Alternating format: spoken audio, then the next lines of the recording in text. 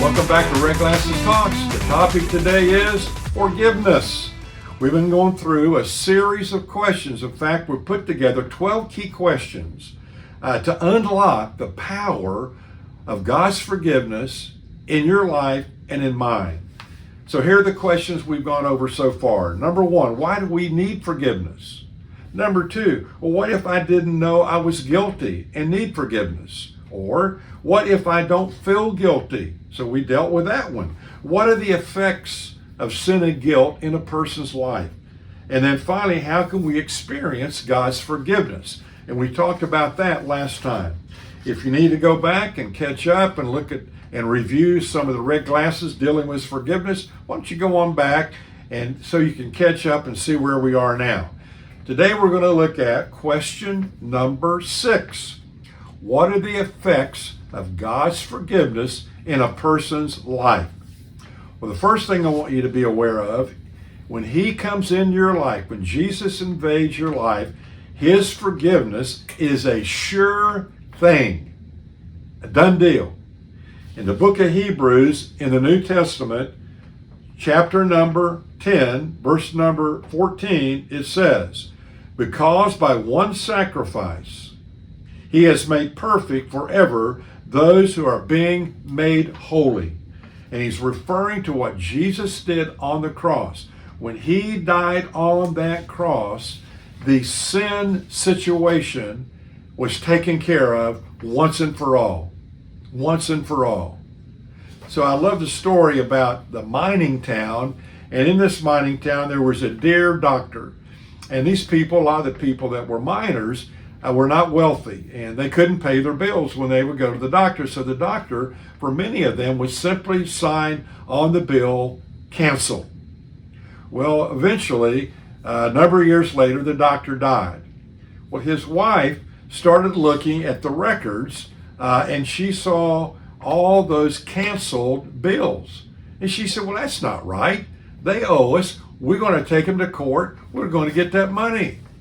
And so finally, the judge to court made this announcement. If your husband said their debt is canceled, it is canceled and can never be claimed again. Dear friends, if Jesus Christ says the debt is canceled, He's taking care of it on the cross. Jesus Christ, the Son of God, God in a body, said it's taken care of. It is a sure thing. How can anybody pass that up? There is no other answer for your sin or for mine if you don't get it through Jesus. The next thing we need to know is all our sins, all of them have been taken care of and forgiven as a result of what He did on the cross. Past, present, and future sins are gone. You know, when I was growing up, I had a little board. It was called a kind of a slate, and it had this special little top on it, and you could take a wooden pencil and you could draw on it and see what you drew. But then after you filled the page up, you just picked up that little plastic cover, and the whole thing was erased. And then you start writing again, and then pick it up and erase it, pick up it again. And after a while, though, if you pushed hard enough with that wooden pen or pencil, it would leave a mark inside of it. Even though you lifted the top and erased it, it was indelibly dented into that slate. When Jesus comes into your life, He throws the slate away. He throws the slate away.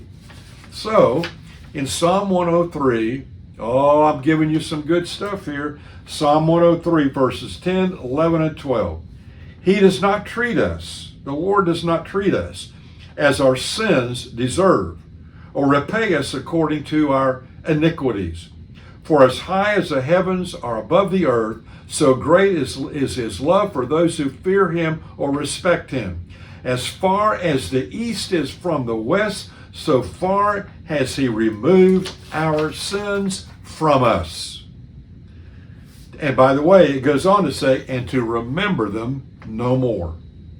I love what Corrie ten Boom, B-O-O-M, you might want to look her up, a hero of the past, said this: Jesus takes your sin, past, present, and future, dumps it in the ocean, and puts up a sign that reads, "No fishing."